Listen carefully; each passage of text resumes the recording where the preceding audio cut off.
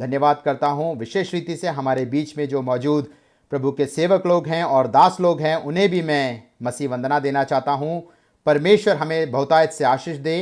व्यवस्था विवरण उसका 32 अध्याय का 2 वचन कहता है, Deuteronomy chapter 32 verse 2, God's word is like dew. परमेश्वर का वचन एक ओस के समान है।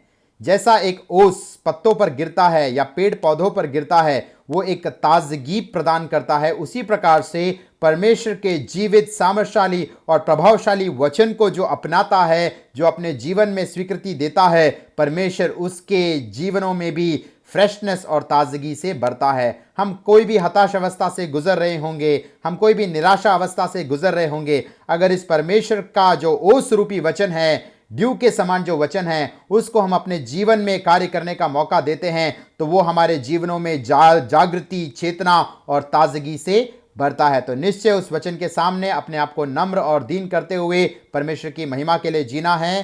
थोड़े समय के मनन के लिए पुराने नियम के वचन का एक भाग मैं यहां पर पढ़ना चाहूंगा। दूसरा राजा उसके 4 अध्याय का 1 से 7 वचन। 2 രാജാക്കന്മാർ 4 അധ്യായം 1 തൊട്ട് 7 വരെയുള്ള വാക്യങ്ങൾ। 2 Kings चैप्टर 4 वर्स 1 to 7। वो वचन का भाग हम सबको सुपरिचित है, जहां पर एलीशा एक विधवा स्त्री से वार्तालाप करता है।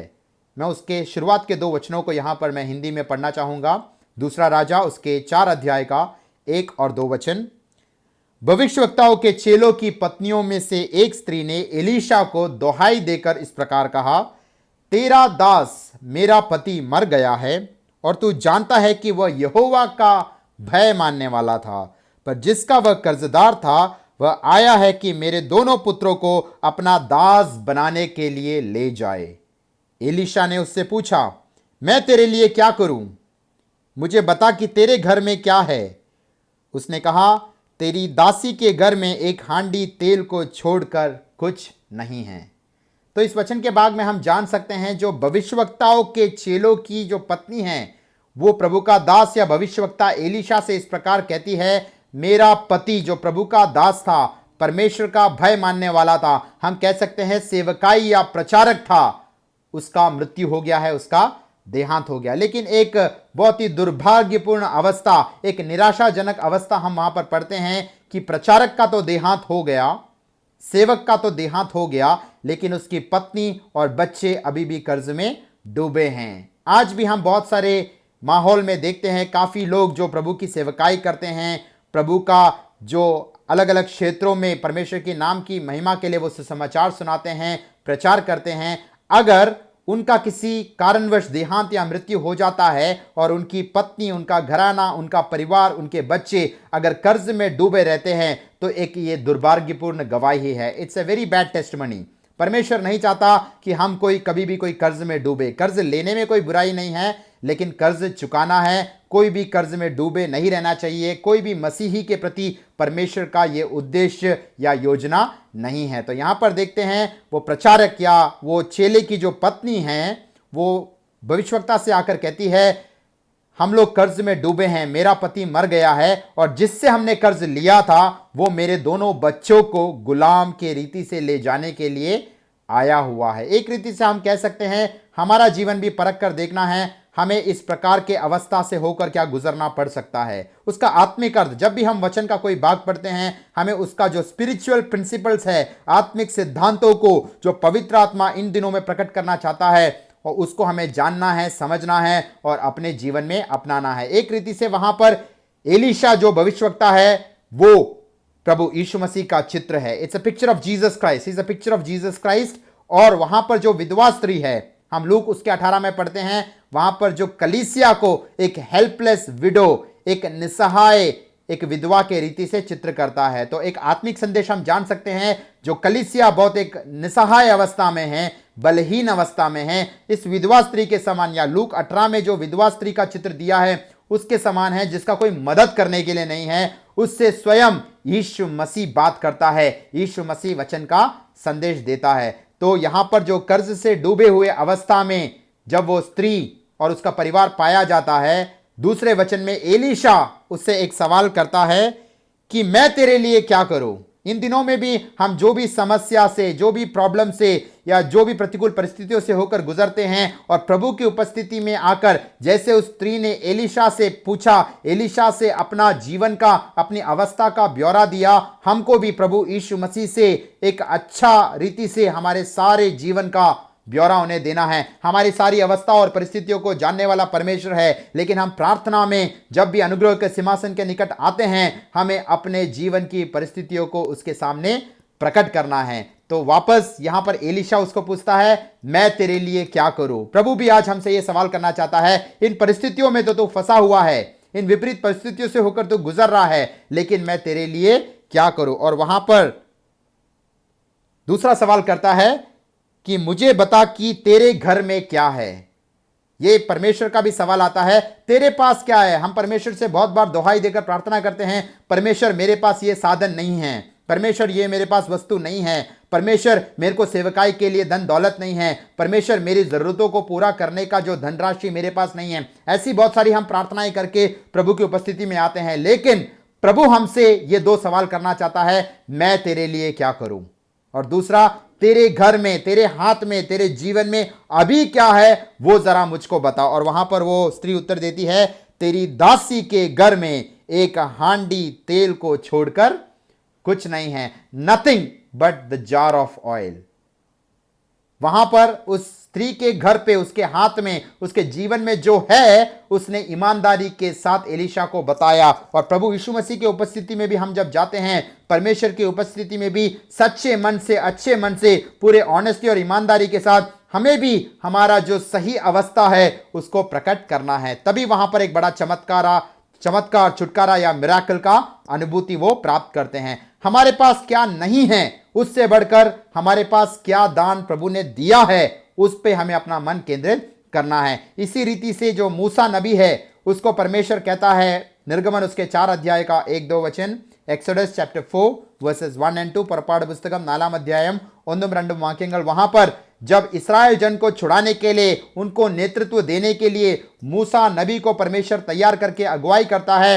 मूसा बोलता है, जब मैं अपने भाइयों के बीच में या इस्राएलियों के बीच में जाऊंगा तो परमेश्वर ने मुझे दर्शन दिया है करके वो लोग सवाल करेंगे, वो मुझ पर विश्वास नहीं करेंगे। वहां पर मूसा को दिया हुआ चिन्ह के विषय में उस 4 अध्याय में पूरा विवरण और ब्यौरा देता है, लेकिन उसके पहले 2 वचनों में कहता है, परमेश्वर उससे भी यही सवाल करता है जो एलीशा ने इस स्त्री से कहा। वहां पर मूसा नबी से कहता है, what is in your hand?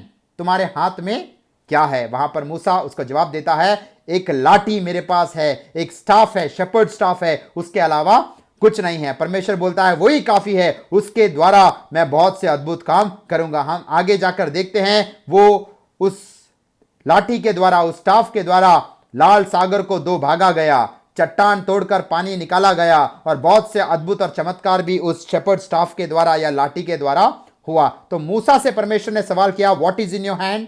तेरे हाथ में क्या है? आज हमसे भी परमेश्वर ये सवाल करता है, तेरे पास अभी क्या है, वो तू मुझे बता, मैं उसका इस्तेमाल परमेश्वर के नाम की महिमा के लिए करूंगा। लेकिन याद रखना, वो लाठी उसको कहां से मिला था? वो जब भेड़ बकरियों को जंगल में चरा रहा था, रेगिस्तान में चरा रहा था, कहीं से तो उसको वो लाठी, वो वड़ी या स्टाफ मिल गया। लेकिन जब उसने परमेश्वर की उपस्थिति में उस लाठी को डाला, वहां पर एक बड़ा ट्रांसफॉर्मेशन, एक परिवर्तन का अवस्था हम देखते हैं। उसका निर्गमन उसके 4 अध्याय का 20 वचन यहां पर मैं पढ़ना चाहूंगा।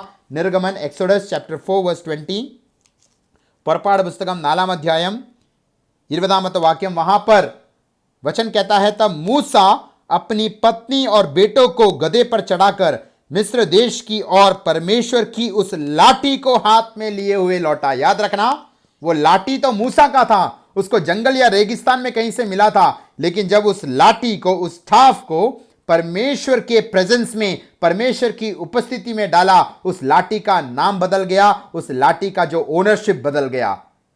ആ വടി മോശയ്ക്ക് കാട്ടിന് ലഭിച്ച ഒരു വടിയായിരുന്നു, പക്ഷെ അത് ദൈവസന്നിധിയിൽ ഇട്ടപ്പോൾ आ वडीडे पेर मारी, उड़मस्तन मारी। हमारे पास भी जो कुछ बातें हैं वो लाठी के समान हम मामूली समझने वाली कोई बात रहेगी, लेकिन हम जब परमेश्वर की उपस्थिति में उसको अर्पित करेंगे, परमेश्वर की उपस्थिति में उसको समर्पित करेंगे, when we yield and surrender whatever we are having, वहां पर परमेश्वर एक बड़ा चमत्कार करता है। और आगे जाकर 4 का 20 जैसे हमने पढ़ा, वो परमेश्वर का लाठी कहलाता है। उसका नाम बदल गया और उसका अधिकारी, उसका स्वामी भी बदल गया। हमारे पास भी हम समझने वाला मामूली कोई टैलेंट रहेगा या गिफ्ट रहेगा, परमेश्वर का दान या वरदान रहेगा। हम बोलेंगे परमेश्वर इसके द्वारा मैं कैसे सेवकाई करूं, इसके द्वारा तेरे नाम की महिमा के लिए मैं कैसे जी पाऊं। परमेश्वर बोलता है जो कुछ तुझे दान में मिला है, जो कुछ तेरे पास है, मूसा नबी के समान परमेश्वर की उपस्थिति में डाल। वहां पर उस लाठी का जैसे नाम बदला, हमारे पास जो कुछ वस्तुएं हम अर्पित करेंगे उसका नाम भी परमेश्वर के नाम की महिमा के लिए हो जाएगा और उसका स्वामी मूसा नहीं रहेगा। आगे से परमेश्वर कहता है मेरी लाठी तू उठाकर आगे बढ़। वैसा ही हम जो कुछ परमेश्वर को अर्पित करते हैं वो हमारा नहीं, वो परमेश्वर के नाम की महिमा के लिए हो जाता है। यही बात हम पहला राजा उसके 17 अध्याय का 12 वचन में जब एलिया भविष्यवक्ता के विषय में पढ़ते हैं, वो जाराफात की विधवा के भवन में जाता है तो विधवा से भी पूछता है तेरे पास क्या है।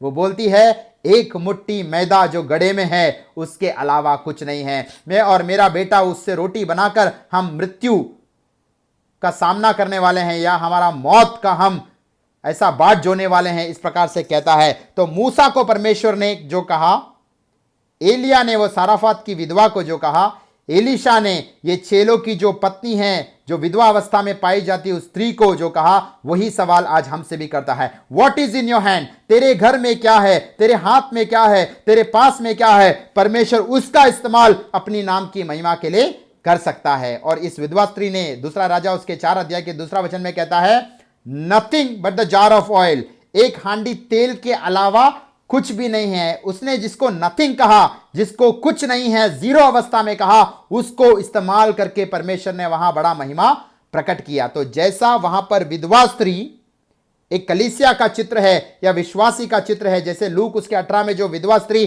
कलीसिया का चित्र है, यहां पर भी ये विधवा स्त्री कलीसिया का चित्र है। और ये कलीसिया या विश्वासी आज कौन सी अवस्था में पाया जाता है?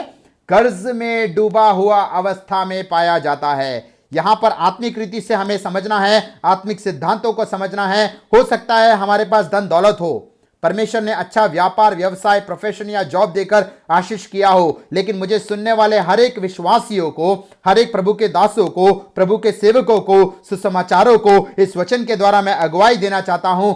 हम लोगों को एक कर्ज है, हम लोग भी कर्जदार हैं, हमको भी वो कर्ज चुकाना है। नया नियम के अनुसार हमारा डेट या कर्ज क्या है? रोमियो उसका 1 का 14 वचन कहता है, पौलुस वहां पर रोमियो की पत्री उसके पहला अध्याय का 14 वचन, रोमर 14, रोमन्स चैप्टर 1 वर्स 14 में पौलुस आत्मा से भरकर कहता है मैं यूनानियों और अन्य भाषियों को, ज्यूस और नॉन ज्यूस को, और बुद्धिमानों और निर्बुद्धियों के प्रति मैं कर्जदार हूं। प्रेरित पौलुस आत्मा से भरकर जो सुसमाचार लिखता है रोमियो की पत्री में, वो कहता है ज्यूस और नॉन ज्यूस, यूनानी और जो अन्य भाषी हैं, ग्रीक्स हैं, उनको, और बुद्धिमानी और निर्बुद्धि लोग हैं, उनके प्रति मैं कर्जदार हूं। ऐसा क्यों बोलता है? क्या प्रेरित पौलुस ने सबसे पैसा लिया है और लौटाया नहीं, उस रीति से कर्ज है क्या? नहीं। अगला वचन कहता है अतः मैं तुम्हें भी जो रोम में रहते हैं सुसमाचार सुनाने को बरसक तैयार हूं। यानी कलीसिया का जो कर्ज है, विश्वासियों का जो कर्ज है, प्रभु यीशु मसीह के नए नियम के चेलों का, डिसाइपल्स का जो कर्ज है, वो दूसरों को सुसमाचार सुनाने का एक कर्ज है। प्रभु ने हमको चुना है, हम भटके हुए थे, हम पाप में मरे हुए अवस्था में थे, वहां एक अच्छा चरवाहा हमें ढूंढ कर आया, हमें उद्धार के अनुभव में लाया। आज हमको एक कर्ज है, हम कर्जदार हैं कि जिन्होंने सुसमाचार नहीं सुना, हमें उन तक सुसमाचार पहुंचाना है। ये पैंडेमिक की अवस्था में, ये कोविड-19 की परिस्थितियों में हम रह रहे हैं, एक दूसरे से मिल नहीं सकते, फिर भी परमेश्वर इन आपातकालीन परिस्थितियों में भी, इस समस्या के बीच में भी, इस विपरीत अवस्थाओं के बीच में भी हमें सुसमाचार सुनाने के अनेक अवसर बनाकर देता है। मेरा जीवन एक गवाही है। काफी बार जिनसे भी मुलाकात होती है, जिनसे भी बातचीत होती है, काम के क्षेत्र में या कलीसियाओं में या अन्य मित्रों के साथ, वहां पर प्रभु ने सुसमाचार सुनाने का मौका दिया है। हमें जानना है कि हम कर्जदार हैं। एक उदाहरण देना चाहता हूं, अगर आपने 10,000 रुपए काफी लोगों से कर्ज लिया है, किसी व्यक्ति से 500, किसी से 1000, किसी से 2000, और आप कहते हो कुछ दिनों में मैं उस पैसे को लौटाऊंगा, तो आप जब भी सवेरे घर से निकलते हो, आपको वो सोच खाए जाता है कि मेरे को इस व्यक्ति को 500 रुपए देना है। उस व्यक्ति को 1000 रुपए लौटाना है, इस व्यक्ति को 2000 रुपए लौटाना है, वो कर्ज देना है। उस सोच विचार में आप जैसे आगे बढ़ते हो, पौलुस कहता है अगर आपने नया जन्म पाया है, इस सुसमाचार के द्वारा उद्धार के अनुभव में आप आए हो, तो आप भी कर्जदार हो। आप जब अपने मित्रों से मिलते हो, आपके रिश्तेदारों से मिलते हो, काम और व्यवसाय के क्षेत्र में आपके कोवर्कर से मिलते हो जिन्होंने प्रभु को नहीं जाना है, इस सुसमाचार पर विश्वास नहीं किया है, तो आप याद रखना आपके अंदर भी वो सोच कायम होना चाहिए कि मैं कर्जदार हूं, मैंने सुसमाचार नहीं सुनाया है, मैंने अभी तक अपना कर्ज नहीं चुकाया है। तो प्रेरित पौलुस के समान हमें भी नया नियम का हर एक विश्वासी कर्जदार है और सुसमाचार सुनाते हुए हमें आगे बढ़ना है। हो सकता है हम जिस काम और काम के क्षेत्र में, व्यवसाय में हम काम करते हैं, वहां पर प्रभु जब अवसर देता है हमें सुसमाचार सुनाना है। जिन क्षेत्रों में, जिन मार्गों में, जिन कलीसियाओं में, जिन जवान संगतियों में, यूथ ग्रुप्स में परमेश्वर हमें अगुवाई करता है, इस वचन के द्वारा हमें उन्हें सुसमाचार सुनाना है और उस कर्ज की पूर्ति, वो कर्ज जो हमने लिया है या प्रभु ने जो दिया है, उसको हमें पूरा करना है। और दूसरा कर्ज क्या है? रोमियो की पत्री उसका 13 अध्याय का 8 वचन, रोमर 13 अध्यायम 8 वाक्यम, रोमन्स चैप्टर 13 वर्स 8 में पौलुस कहता है, owe no man anything except love, यानी वहां पर हिंदी में कहता है आपस के प्रेम को छोड़कर किसी बात में किसी का कर्जदार ना हो। इसका मतलब अगर आपने धन लिया है तो धन लौटाने का प्रयास करो। अगर आपने कोई साधन या पदार्थ किसी से लिया है उसको लौटाने का प्रयास करो। कुछ समय के लिए कुछ वस्तु को किसी व्यक्ति से आपने लिया है या उस व्यक्ति ने दिया है, उसको समय पर लौटाने का प्रयास करो। यहां पर कहता है आपस के प्रेम को छोड़कर किसी का भी कर्जदार नहीं बनना है। तो डेट अगर हमको दिया है, रोमी 1 का 14 बोलता है दूसरों को सुसमाचार सुनाने का एक कर्ज हम पर है, हम कर्जदार हैं। रोमी 13 का 8 में कहता है सारे विश्वासियों के प्रति, नया नियम के कलीसिया के प्रति, कलीसिया का मतलब आपको जहां जहां पे अगुवाई करता है, the world wide body of Christ में जो भी विश्वासी लोग हैं उनको भी और अविश्वासियों को भी सेम रीति से आपको प्रेम करना है। प्रेम को छोड़कर आपको कोई कर्ज नहीं होना चाहिए। तो विधवा ने एलीशा से कहा कि मैं कर्जदार अवस्था में हूं, मुझे कर्ज की पूर्ति के लिए इस समस्या का एक निवारण चाहिए। जैसे एलीशा को बोला, हर एक भक्त, हर एक विश्वासी, हर एक चेला यीशु मसीह से भी कहना चाहिए मैं भी कर्जदार हूं। मैंने सुसमाचार सुना है, उद्धार पाया है, लेकिन मैंने अभी तक जैसा सुसमाचार दूसरों को देना चाहिए अभी तक उस जिम्मेवारी को पूरा नहीं किया है। अनेक रिश्तेदार, अनेक पारिवारिक जन, अनेक व्यवसाय के क्षेत्र में ऐसे लोग हैं जिन्होंने प्रभु को नहीं जाना है, लेकिन अभी भी मैं कर्जदार हूं, उनको मैंने सुसमाचार नहीं सुनाया है। मुझे ये कर्जदार नहीं बनना है, मुझे इस कर्ज को चुकाना है। और दूसरा, मुझे आपस में प्रेम में बने रहना है, औरों को प्रेम देना है, वो कर्ज भी मुझे चुकाना है। अगर ये दोनों बातें अगर हम देखेंगे नए नियम के अनुसार, रोमी 1 का 14 और रोमी 13 का 8, दूसरों को सुसमाचार सुनाते हुए अपने कर्ज को चुकाना, आपस में प्रेम करते हुए कर्ज को चुकाना, हम अपने बुद्धि, शक्ति और सामर्थ्य से इस कर्ज को चुका नहीं सकते। जैसे वो विधवा स्त्री निसहाय अवस्था में है, लूक 18 की विधवा स्त्री एक निसहाय अवस्था में है, ऐसा ही नए नियम का हर एक सेवक, हर एक विश्वासी, हर एक प्रभु का दास भी अपने सामर्थ्य से उस कर्ज को चुका नहीं सकता। अपने सामर्थ्य से यह सुसमाचार या प्रेम दूसरों को बांट नहीं सकता। और अपने सामर्थ्य से हम जब नहीं करते हैं, परमेश्वर उसे अपना सामर्थ्य देकर आशीष करता है। प्रेरितों का काम उसका 1 अध्याय का 8 वचन, एक्ट्स चैप्टर 1 वर्स 8, അപ്പോസ്തല പ്രവൃത്തികൾ 1 അധ്യായം 8 വാക്യം, പരിശുദ്ധാത്മാവ് നിങ്ങളുടെ മേൽ വരുമ്പോൾ നിങ്ങൾ ശക്തി ലഭിച്ചിട്ട് നിങ്ങൾ എൻ്റെ സാക്ഷികളാകും। पवित्रात्मा जब तुम पर आएगा तुम सामर्थ पाओगे, यहूदिया, जुडिया, समरिया और दुनिया के छोर तक तुम मेरा गवाह बनोगे। When the Holy Spirit will come upon you, you will receive power and you will be my witnesses in Jerusalem, Judea, Samaria to the uttermost parts of the earth। तो अगर हमें गवाह बनना है हमारे घर में, हमारे समाज में, हमारे कलीसिया में, हमारे व्यवसाय के क्षेत्र में, तो हमें पवित्र आत्मा का सामर्थ पाना जरूरी है। जब सामर्थ हम पर आएगा हम प्रभु यीशु मसीह का गवाह बनेंगे। हम जो रोमी 1 का 14 का जो सुसमाचार का कर्ज है हम औरों को सुना सकते हैं। अपने सामर्थ्य से हम सुसमाचार सुना नहीं सकते। हम अपने बुद्धि पर आश्रय करके अगर कुछ बातों को बताएंगे, थोड़े समय के लिए वो उनको आकर्षित और इन्फ्लुएंस करेगा, प्रभाव बढ़ाएगा, लेकिन उन्हें उद्धार के अनुभव में नहीं ला सकता। ये जीवित परमेश्वर का वचन पवित्र आत्मा के द्वारा रचा हुआ है, इसलिए हम पवित्र आत्मा के सामर्थ्य के बिना यह सुसमाचार को दूसरों को सुना नहीं सकते। तो हमें इन दिनों में पवित्र आत्मा का वो असीम शक्ति और सामर्थ हमें पाना है, प्रभु यीशु मसीह का एक सच्चा गवाह बनना है। We have to become a whole hearted and radical disciple of Jesus Christ and seek for the power from on high.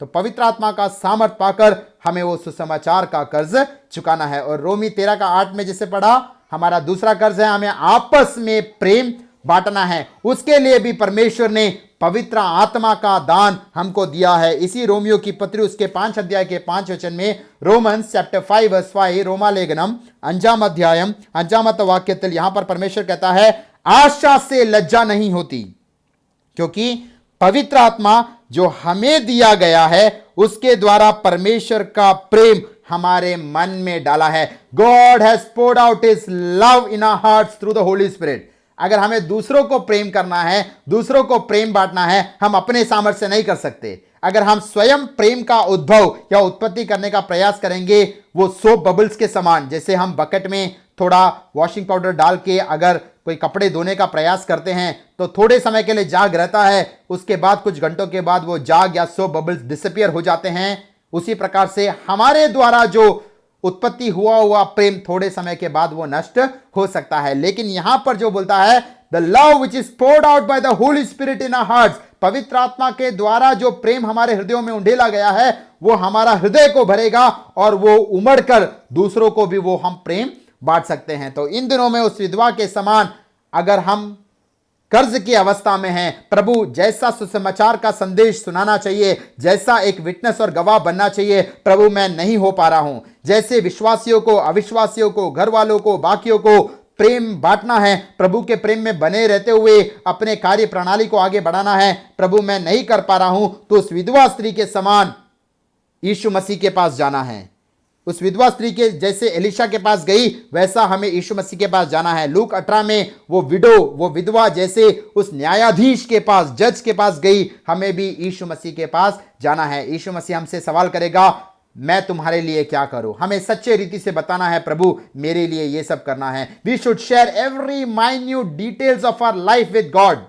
छोटा से छोटा निवेदन या रिक्वेस्ट भी है, हमें परमेश्वर के सामने अर्पित करना है। हमें उसमें परेशान और विचलित होने का जरूरत नहीं है। फिलिपियों की पत्री उसके 4 अध्याय का 6 और 7 वचन जब हम पढ़ते हैं, फिलिपे लेखनम 4 अध्यायम 6-7 वाक्यങ്ങൾ, फिलिपाइंस चैप्टर 4 वर्स 6 and 7, वहां पर कहता है, do not be anxious about anything but by prayer and supplication with thanksgiving offer your request to God, and the peace that passes all understanding will guard your hearts and minds in Christ Jesus. आपको किसी बातों की चिंता नहीं करनी है। आपका छोटे से छोटा निवेदन भी धन्यवाद के साथ परमेश्वर के सामने अर्पित करना है, तो परमेश्वर आपको अपना शांति से परिपूर्ण करेगा और आपकी समस्या का निवारण भी देगा। ये विधवा स्त्री का जो कर्ज था, उसका सॉल्यूशन था द जार ऑफ ऑयल। और जो ऑयल या तेल का हांडी, जो तेल वहां पर प्रकट किया है, हम जानते हैं पुराने नियम में और नए नियम में, ओल्ड टेस्टमेंट और न्यू टेस्टमेंट में जो ऑयल है, जो तेल है, वो पवित्र आत्मा का प्रतीक है।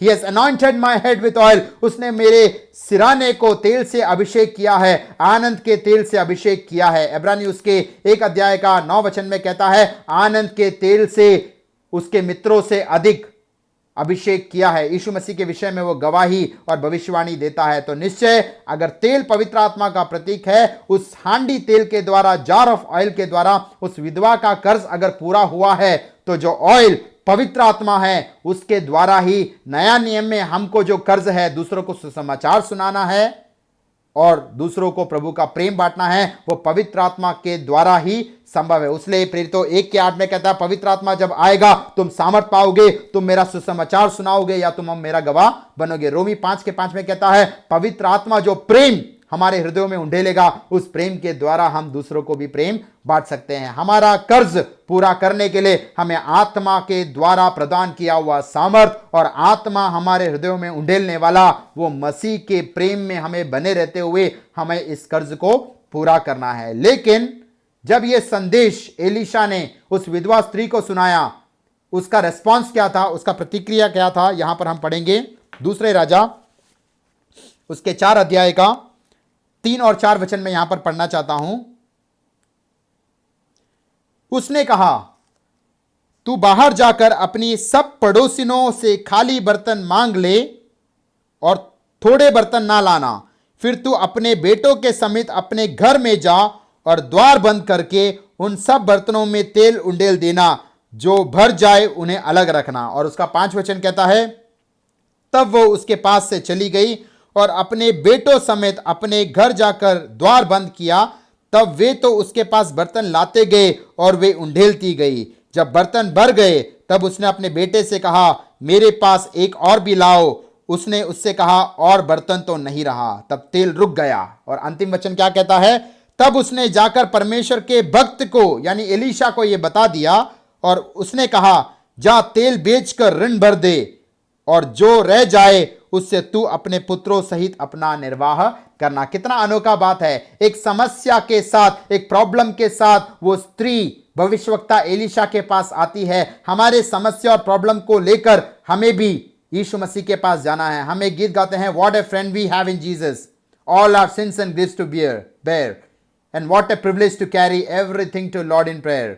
यानी हमारे पास जो भी बर्डन है, जो भी बोझ है, जो भी समस्या प्रॉब्लम है, उसको हमें प्रभु के सामने अर्पित करना है। उसलिए नए नियम में कहता है, cast all your cares upon him for he cares for you. अपने सारे बोझ को प्रभु पर डालो क्योंकि वो तुम्हारा देखभाल और सराहना करता है। तो वहां पर समस्या का निवारण एक हांडी तेल था, the jar of oil which is the picture of the Holy spirit. तो हमें भी इन दिनों में पवित्र आत्मा से भरना है, पवित्र आत्मा का सामर्थ पाना है, पवित्र आत्मा का वो प्रेम हमारे हृदयों में भी उठेला जाना है, जिसके द्वारा हमारा जो डेट है, हमारा जो कर्ज है, हमारा जो ऋण है, हम उसका पूर्ति कर पाए। लेकिन जैसा ही एलीशा का संदेश उस स्त्री को आता है, तुरंत उसने प्रतिक्रिया देते हुए वह आज्ञा पालन करती है। परमेश्वर का वाणी भी जब हमको अगुवाई देता है, परमेश्वर के वचन की आज्ञाएं हम सुनते हैं, हमें वेट नहीं करना है, हमें बाट जोड़ने की जरूरत नहीं है। इंस्टेंट ओबीडियंस, तुरंत हमें आज्ञाकारी बनना है। जब हम आज्ञाकारी बनते हैं, परमेश्वर की महिमा को हम देख पाएंगे। हम एक कदम बढ़ाते हैं आज्ञाकारिता का, तो परमेश्वर आगे के कदमों को भी, रास्तों को मार्गदर्शन कर कर दिखाता है। तो यहां पर उसका 4 वचन में कहता है, तुम द्वार, घर के भीतर जाकर द्वार बंद कर कर यह करना। ऐसा क्यों कहा एलीशा ने? परमेश्वर का भक्त एलीशा ने बड़े बड़े चमत्कारों को किया। जो मरे हुए व्यक्ति है उसको भी जिलाया, ऐसे बड़े बड़े चमत्कार किए। तो ये जो चमत्कार है, ये द्वार बंद कर कर कमरे के भीतर ऐसा करने को क्यों कहा? क्योंकि एलीशा भी कोई पब्लिसिटी नहीं चाहता था। आज बहुत सारे लोग कुछ चमत्कार करते हैं या प्रार्थना करते हैं, उनको अगर बड़ा जवाब मिलता है, वो उसको ब्रॉडकास्ट करना चाहते हैं, दूसरों को बताना चाहते हैं कि मैं एक बड़ा प्रभु का दास हूं, मैं एक भविष्यवक्ता हूं, मैंने चमत्कार किया, मैंने मिराकल किया, मैंने प्रार्थना किया, उसने जवाब मिला। ऐसा कोई भी पब्लिसिटी एलीशा नहीं करना चाहता। और यही न्याय नियम का सिद्धांत भी है। If you study the new covenant principle, मत्ती उसका 6 अध्याय की ओर मैं आपका ध्यान लेना चाहता हूं। मत्ती रचित सुसमाचार उसका 6 अध्याय उसका 1 से 18 वचन, बहुत बड़ा भाग है, यहां पर पढ़ने का समय नहीं है। यहां पर आप सबको सुपरिचित भाग है। उसका शुरुआत में भाग में बोलता है कि हमको परमेश्वर को कैसा एक बलिदान चढ़ाना चाहिए, how we must offer as sacrifice to God. तो सबसे पहला सैक्रिफाइस वहां पर बोलता है दान देना, यानी दान दर्पण, यानी गिविंग। वो कैसे देना चाहिए? उसका 1 से 4 वचन कहता है सीक्रेटली देना चाहिए, सीक्रेट गिविंग, गुप्त में आपको दान देना चाहिए। आप जब गरीबों को सहायता करते हो, आप निसहाय लोगों को सहायता करते हो, प्रभु के दासों को सहायता करते हो, प्रभु की सेवकाई के लिए आप दान दर्पण करते हो, तब आप इस चाहत से मत करना कि लोग वो देखें और उसकी प्रशंसा करें। मैं कितना धन प्रभु की सेवकाई के लिए, प्रभु के दासों के लिए या गरीबों को देता हूं, लोग उसको जाने और समझ पाए कि मैं कितना बड़ा दानवीर हूं। अगर इस सोच से अगर कोई दान देता है तो परमेश्वर बोलता है उसको प्रतिफल मिल गया। उस पहले 4 वचनों में कहता है, मैथ्यू चैप्टर 6 वर्स 1 to 4, मत्ती उसके 6 के 1 से 4 में कहता है वो लोगों का अप्रूवल चाहता था, लोगों का प्रशंसा, लोगों का बड़ाई चाहता था, उसे मिल गया, लेकिन स्वर्ग में उसे कुछ भी प्रतिफल नहीं मिलेगा। So whenever we come to offer God we must give secretly. हमें गुप्त दान देना सीखना चाहिए। आज बहुत सारे लोग, प्रभु के दास लोग भी, विश्वासी लोग, नया नियम के विश्वासी लोग भी ये आज्ञा का उल्लंघन करते हैं। वो प्रभु के दासों को, कलीसियाओं को, मिनिस्ट्रीज को, सेवकाइयों को दान देते हैं और ब्रॉडकास्ट करते हैं। मतलब एक व्यक्ति अगर कलीसिया में कुछ दान देता है, बाकी सारे विश्वासियों को यह पता रहता है उस व्यक्ति ने कितना दान दिया।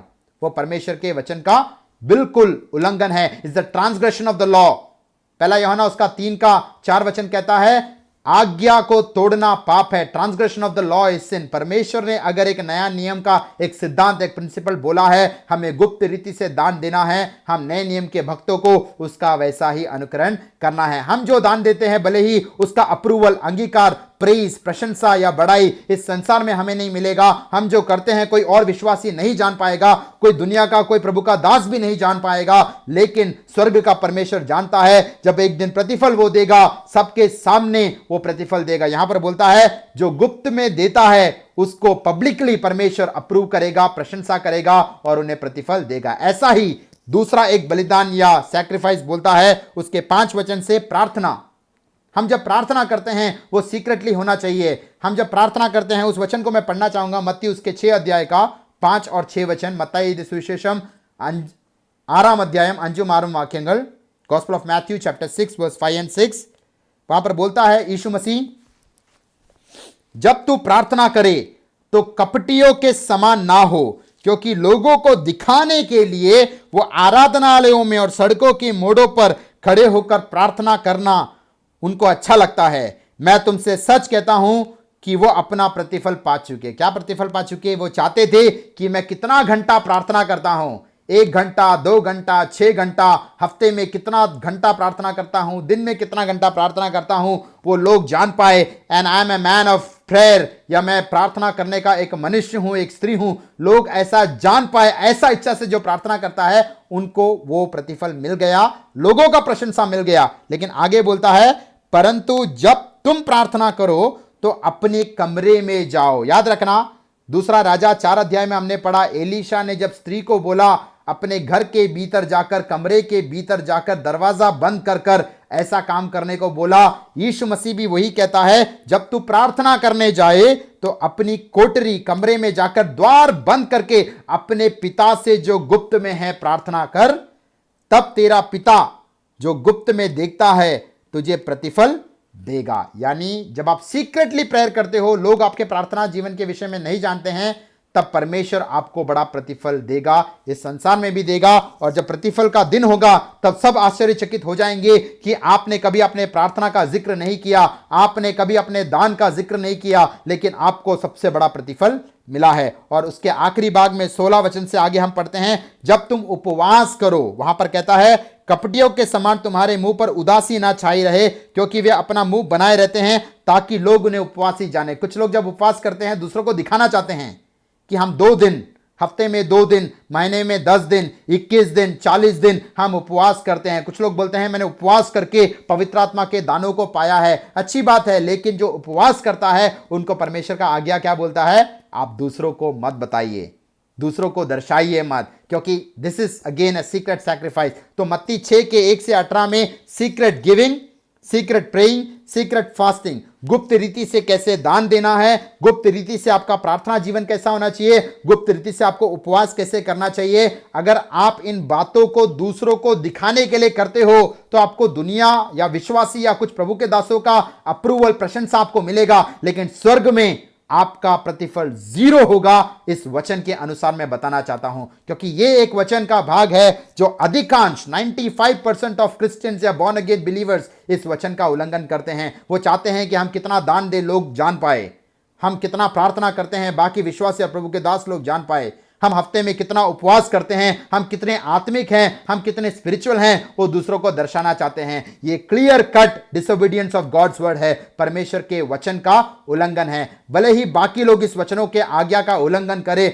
हमें एक प्रभु का सच्चा चेला बनते हुए ये जो सर्मन ऑन द माउंट है, पहाड़ी उपदेश में लिखे हुए खास करके वचनों को अपने जीवन में अपनाना है। शायद भले ही लोग हमें बुरे नजर से देखेंगे या हमें क्रिटिसाइज करेंगे, लेकिन हमें अंतिम क्षण तक इन वचनों का पालन करते हुए परमेश्वर के नाम की महिमा हमें करना है। तो गुप्त रीति से जो करता है उसे परमेश्वर सबके सामने पब्लिकली प्रतिफल देगा। हमको भी निश्चय उसी प्रतिफल को पाने के हेतु, प्रतिफल के लिए हमें काम नहीं करना है, लेकिन अगर हम अच्छे रीति से, सच्चे रीति से वचन के अनुसार काम करेंगे तो वचन कहता है हमें निश्चय प्रतिफल मिलेगा। तो दूसरा राजा उसके 4 अध्याय में वो कमरे में जाती है, बर्तनों को लाती है और उसमें तेल को उंडेलती है। वहां पर जब तेल को उंडेला जाता है तेल का जो मात्रा है, जो मेशर है, वो बढ़ता बढ़ता जाता है। पड़ोसियों को भी जब पवित्र आत्मा का सामर्थ हम पर उंडेलता है, वो हमें आशीष देता है, हमें उद्धार के अनुभव में लाया है, हमारे परिवार को उद्धार के अनुभव में लाया है। लेकिन हमें वहां तक सीमित नहीं होना है।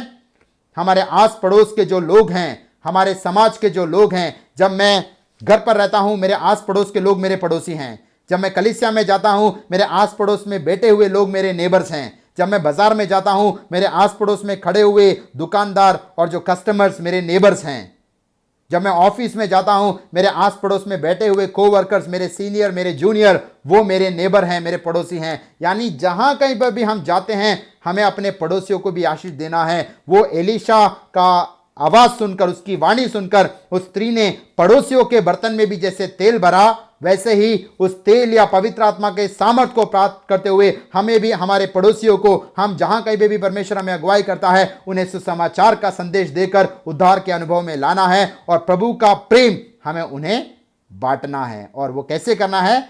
गुप्त रीति से करना है। अंतिम में मैं एक भाग यहां पर पढ़ाना चाहता हूं, 2 तिमोथी उसके पहला अध्याय का 7 वचन।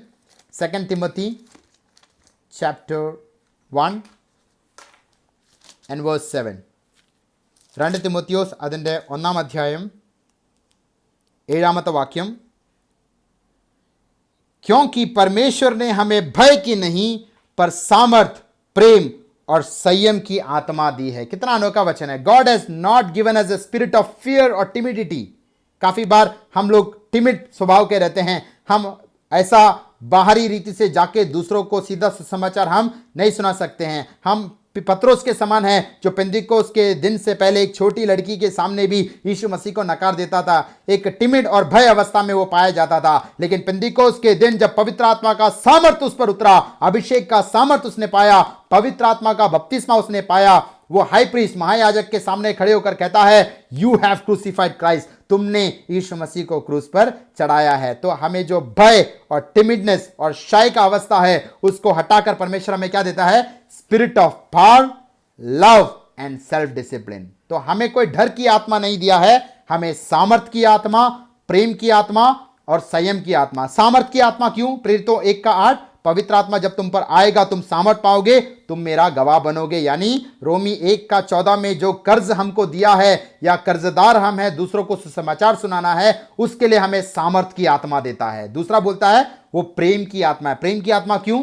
रोमी उसका 13:8 कहता है, हमारा दूसरा कर्ज है, हमें आपस में प्रेम बांटना है। वो हम अपने सामर्थ्य से नहीं कर सकते। पवित्र आत्मा का प्रेम जो हमारे हृदयों में उंडेला जाता है, उससे ही हम दूसरों को प्रेम बांट सकते हैं। इसलिए यहां पर 2 तिमोथी 1:7 बोलता है, दूसरा वो प्रेम की आत्मा है और तीसरा संयम या सेल्फ डिसिप्लिन की आत्मा है। जब भी हम बड़ा काम करते हैं या प्रभु हमें प्रभु की महिमा के लिए इस्तेमाल करता है, अनेक लोगों को सुसमाचार सुनाने के लिए, अनेक लोगों को ट्रैक देने के लिए, अनेक कलीसियाओं में संदेश देने के लिए, भविष्यवाणियों को बांटने के लिए और अनेक अनेक सेवकाइयों में परमेश्वर जब इस्तेमाल करता है, हमको एक बड़ा टेम्पटेशन आता है कि हम अपने नाम की महिमा कर पाए, लोग ये जान पाए कि हम कितने बड़े सुसमाचारक हैं, कितने कलीसियाओं की हमने स्थापना की है, कितने लोगों को हमने बपतिस्मा दिया है, कितने अधिक हम बड़े प्रचारक हैं। ये एक टेम्पटेशन हर एक सेवकों को भी आता है। लेकिन हमें एक संयम की आत्मा चाहिए, हमें एक सेल्फ डिसिप्लिन की आत्मा चाहिए। हम जब करते हैं, दान देते हैं, उसको एक डिसिप्लिन रीति से गुप्त रखना है।